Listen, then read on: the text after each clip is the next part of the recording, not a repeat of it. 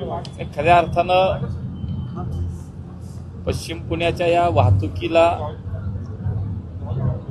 एक मोठा दिलासा आजच्या एकात्मिक दुहेरी उड्डाणपुलाच्या उद्घाटनामुळे तो सुरुवात झाल्याने नक्कीच मिळणार आहे।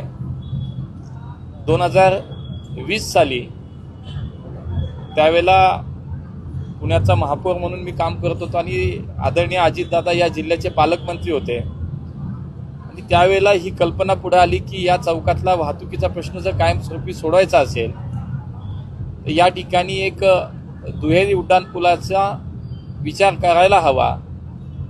आणि आपल्यालाही सगळ्यांना माहिती आहे की त्याच वेळेला हिंजवडी ते शिवाजीनगर या PMRDच्याच माध्यमातून होणाऱ्या प्रकल्पाची सुद्धा सुरुवात होती आणि म्हणून मेट्रो, उड्डाणपूल आणि खाली रस्ता अशा 3 पर्यायांचा विचार करताना हा पूल तयार करावा असा निर्णय झाला। अजितदादांनी त्याच्यामध्ये पुढाकार घेतला।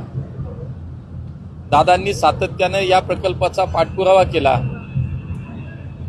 PMRDचे अध्यक्ष म्हणून माननीय देवेंद्रजींनी या प्रकल्पाला बजेट असेल, त्या प्रकल्पाला गती देण्याचं काम असेल, या सगळ्या गोष्टींनी त्यांनी या प्रकल्पाला साथ दिली।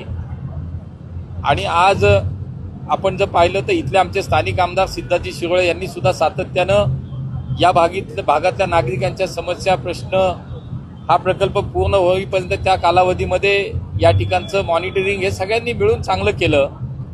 आणि अजितदादांनी जो विचार केला होता तो विचार मला असं वाटतं आजच्या या प्रकल्पातनं त्यांचं जे काही म्हणणं होतं, त्यांची दूरदृष्टी होती की या पुलाची निर्मिती करताना आपण रस्ता, उड्डाणपूल आणि मेट्रो मार्ग या तिन्हींचा विचार करायला हवा। एकात्मिक पद्धतीनं या प्रोजेक्टची कल्पना आपण मांडावी आणि त्यानुसार आज हा प्रकल्प पूर्ण होतोय।